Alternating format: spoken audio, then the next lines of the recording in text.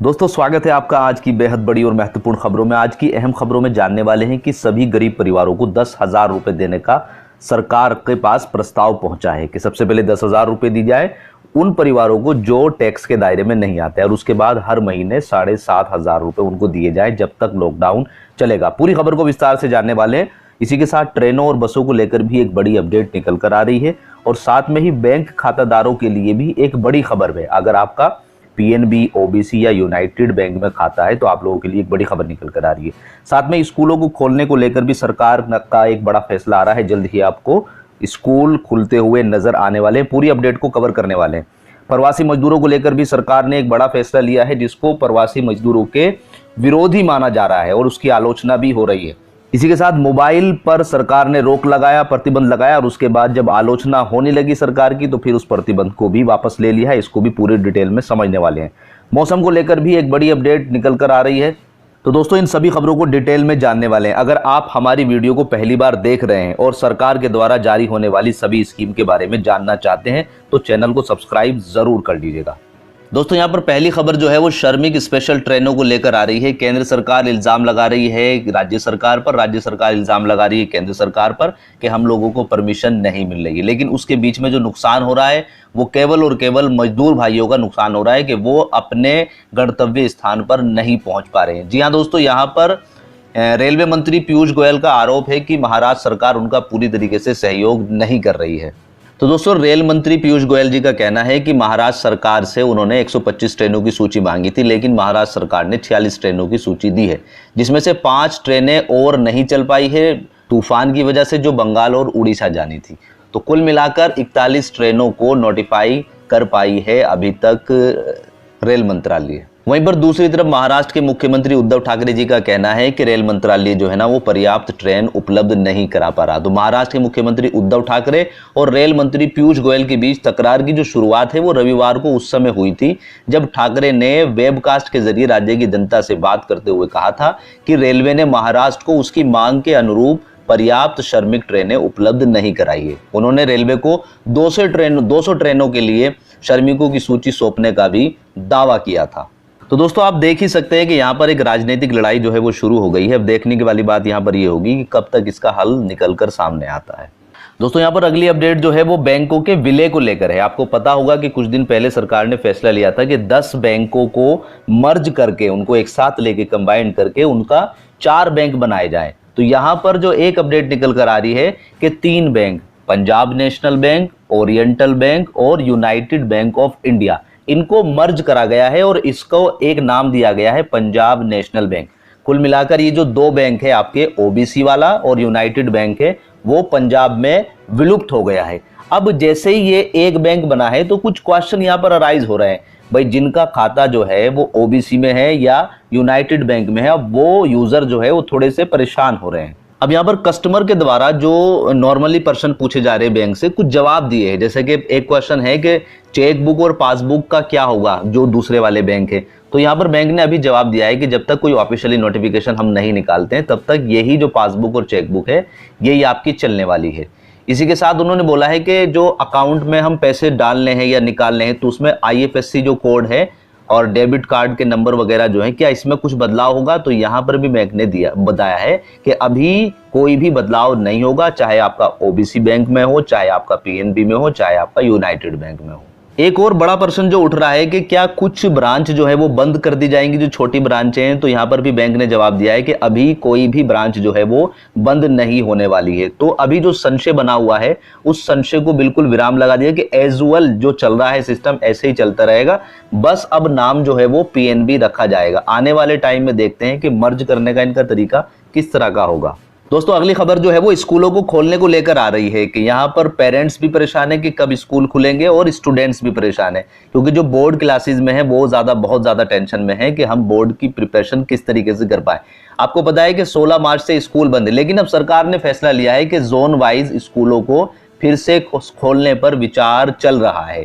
सरकार का विचार है कि पहले ग्रीन जोन में और ऑरेंज जोन में जो है स्कूलों को खोला जाए और स्कूलों में जो उपस्थिति है वो 30% रखी जाए और साथ में ही सरकार पहले जो है बड़ी क्लासेस को बुलाने पर प्लान कर रही है कि कक्षा 9 से कक्षा 12 तक के स्टूडेंट्स को बुलाया जाए, 8वीं तक के बच्चों की यहाँ पर छुट्टी करी जाए। लेकिन ये बड़ा फैसला है कि 30% बच्चों की उपस्थिति होगी। तो इसका मतलब क्या है कि सरकार का ये डिसीजन हो सकता है कि वो अल्टरनेट डेज पर, कि भाई 30 बच्चों को 100 में से अगर 30 को बुलाना है तो यहाँ पर अल्टरनेट जो ओड इवन का चक्कर होता है वो यहाँ पर सरकार अप्लाई कर सकती है। तो इस पर एक बड़ा विचार चल रहा है, जल्द ही इसका पूरा डाटा हमारे सामने आने वाला है। तो दोस्तों, स्कूलों को खोलने के लिए आधिकारिक गाइडलाइन इस हफ्ते के अंत तक तैयार हो जाएगी। जब सभी मंत्रालय की सहमति हो जाएगी तो अंतिम फैसला ले लिया जाएगा, क्योंकि आपको पता है कि 16 मार्च से स्कूल बंद है, तब से अब तक 2 महीने हो चुके हैं। इसलिए अब सबके दिमाग में यही बात चल रही है कि स्कूलों को किस तरीके से खोला जाए। दोस्तों, अगली खबर जो है उसमें विपक्ष ने पक्ष को जो है ना ये बोला है कि इस मुश्किल वक्त में सरकार को चाहिए कि गरीब परिवार जो इनकम टैक्स के दायरे में नहीं आ रहे हैं उन सभी परिवारों को 10-10 हज़ार रुपए की राशि दी जानी चाहिए, उनके बैंक में ट्रांसफर होनी चाहिए। और साथ में ही जब तक ये लॉकडाउन चलेगा तब तक 7,500 रुपए उनके हर मंथ खाते में जाने चाहिए, जिससे वो अपने जीवन यापन को सही प्रकार से व्यतीत कर सके। जी हाँ दोस्तों, यहाँ पर देश में जारी कोरोना वायरस के प्रकोप के बीच कांग्रेस सरकार ने लोगों के खाते में 10,000 रुपए डालने की मांग की है। कांग्रेस की ओर से कहा गया है कि कोविड-19 संकट के चलते लोगों के मुद्दे को उठाने के लिए 28 मई को पार्टी के द्वारा राज्यों में एक ऑनलाइन अभियान चलाया जाएगा। दोस्तों, विपक्ष के द्वारा उठाए गए इस प्रस्ताव पर अभी केंद्र सरकार का जवाब आना बाकी है। क्या केंद्र सरकार राजी होगी कि सभी परिवारों को 10,000 रुपए दिए जाएं जो आयकर दायरे के अंतर्गत नहीं आते हैं? दोस्तों, आपकी क्या राय है? आप कमेंट करके जरूर बताएं। दोस्तों, अगली खबर जो है वो प्रवासी मजदूरों को लेकर आ रही है। यहाँ पर उत्तर प्रदेश के मुख्यमंत्री ने एक टिप्पणी की है। उनका मानना है कि जो भी मजदूर हमारे उत्तर प्रदेश से दूसरे राज्य में काम करने के लिए जाएंगे तो पहले उनको उत्तर प्रदेश में रजिस्ट्रेशन कराना होगा। इसी को लेकर, इस टिप्पणी को लेकर जो है राज ठाकरे काफी ज्यादा नाराज हुए और उन्होंने बोला है कि ठीक है, अब हमारे राज्य में जो भी आएगा उसको हमारे राज्य में भी परमिशन लेनी पड़ेगी। तो कुल मिलाकर अब रास्ता ये हो गया है कि अगर कोई मजदूर किसी दूसरे राज्य में काम करने के लिए जाएगा तो पहले उसको परमिशन लेनी पड़ेगी अपने राज्य में, और फिर जिस राज्य में जाएगा वहां पर भी उसको परमिशन लेनी पड़ेगी। तो दोस्तों, यहाँ पर सीएम योगी जी के बयान का पलटवार करते हुए राज ठाकरे जी का कहना है कि महाराष्ट्र सरकार को इस तरह की बातों को गंभीरता से लेना चाहिए। कोई भी कर्मी जो यहाँ काम करने के लिए आए उन्हें सरकार के साथ साथ स्थानीय प्रशासन के पास भी पंजीकरण कराना चाहिए। इन श्रमिकों को अपने दस्तावेजों और तस्वीरें भी जमा करानी होंगी। उन्होंने कहा कि सरकार को गंभीरता के साथ यह काम करना होगा। तो दोस्तों, राज्य सरकारों के द्वारा इस तरह के नियमों पर आपकी क्या राय है? आप कमेंट करके जरूर बताएं। तो दोस्तों, बढ़ते हैं अपनी अगली खबर की तरफ। अगली खबर जो है उत्तर प्रदेश से। उत्तर प्रदेश सरकार ने एक फैसला लिया था 22 मई को कि आइसोलेशन वार्ड में जो मरीज हैं उनके पास मोबाइल फोन नहीं होना चाहिए। उनका दावा था कि मोबाइल फोन के द्वारा जो है वायरस फैल सकता है। इस आदेश के आने के बाद उत्तर प्रदेश के पूर्व मुख्यमंत्री अखिलेश यादव ने कहा है, सवाल उठाए कि ये पाबंदी इसलिए लगाई गई है ताकि अस्पतालों की दुर्दशा का सच जो है वो जनता के सामने ना आ जाए। अखिलेश यादव ने कहा है कि अगर मोबाइल से संक्रमण फैलता है तो आइसोलेशन वार्ड के साथ साथ पूरे देश में इसे प्रतिबंध कर देना चाहिए। द हिंदू के अनुसार विवाद बढ़ने के बाद डॉक्टर गुप्ता ने रविवार को कहा है कि आइसोलेशन वार्ड में मरीजों को मोबाइल फोन के इस्तेमाल की मंजूरी दे दी गई है, लेकिन कुछ शर्तों के साथ। आइसोलेशन वार्ड में घुसने से पहले मरीज को इस बात का खुलासा करना पड़ेगा कि उसके पास मोबाइल और चार्जर है। इसके बाद इन उपकरणों को संक्रमण मुक्त करना होगा। यह प्रक्रिया मरीजों को छुट्टी के वक्त भी अपनानी होगी। तो दोस्तों, बढ़ते अपने मौसम समाचार की तरफ। के देश में बढ़ते तापमान के साथ गर्मी का प्रकोप भी बढ़ता जा रहा है। भारतीय मौसम विभाग के अनुसार उत्तर भारत के अनेक हिस्सों में 29 और 30 मई को धूल भरी आंधी के साथ कुछ बारिश होने की संभावना भी व्यक्त की जा रही है, जिससे लू के प्रकोप को थोड़ी राहत मिल सकती है।